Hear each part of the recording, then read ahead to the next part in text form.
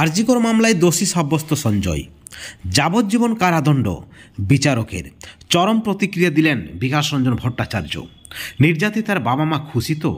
কেন ফাঁসির বদলে বিচারক দিলেন যাবজ্জীবন কারাদণ্ড? বন্ধুগণ, এই মুহূর্তের আরও একটি বড় খবর, ব্রেকিং নিউজ।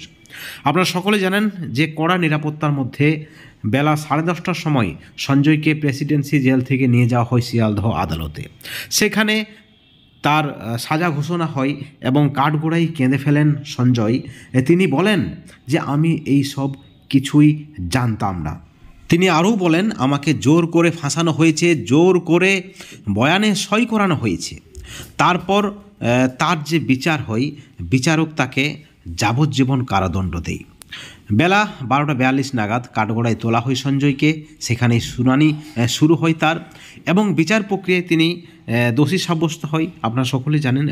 এবং বিচারপতি অনির্বাণ দাস তার সাজা ঘোষণা করেন এবং সেখানে তাকে যাবজ্জীবন কারাদণ্ড দেওয়া হয়। আরজিকর মামলায় আপনারা জানেন সারা দেশ তোলপাড় হয়ে যায়। সিভিক সঞ্জয় গ্রেপ্তার হয় একাধিক ব্যক্তিদের সাক্ষ্য গ্রহণের পর, যেখানে সিবিআইয়ের পক্ষ থেকে চরম শাস্তির, কঠোর শাস্তির দাবি করা হয়েছিল। রাজ্যের মুখ্যমন্ত্রী থেকে শুরু করে অভিষেক বন্দ্যোপাধ্যায়ও কিন্তু চেয়েছিলেন যে আরজিকর মামলায় যিনি দোষী তার ফাঁসি হোক, কিন্তু বিচারক তাকে ফাঁসি না দিয়ে যাবজ্জীবন কারাদণ্ড দিলেন। বন্ধুগণ, এই যাবজ্জীবন কারাদণ্ডের যে সাজা, সেখানে বিশিষ্ট আইনজীবী বিকাশ রঞ্জন ভট্টাচার্য যে প্রতিক্রিয়া দিয়েছেন, তিনি বলেছেন বিচারক ঠিক করেছেন, কারণ বিচারে মৃত্যুদণ্ড না থাকাই উচিত বলে মনে করেছেন বিশিষ্ট আইনজীবী বিকাশ রঞ্জন ভট্টাচার্য। এবং সেখানে তিনি বলেছেন যে সকলেই চেয়েছিলেন আরজিকর মামলায় যিনি দোষী সিভিক সঞ্জয়ের কঠোর শাস্তি হোক এবং তার যাবজ্জীবন কারাদণ্ড কঠোর শাস্তি, কম শাস্তি নয়। সঠিক বিচারেই করেছেন বিচারপতি, যেমনটা প্রতিক্রিয়া বিশিষ্ট আইনজীবী বিকাশ রঞ্জন ভট্টাচার্যের।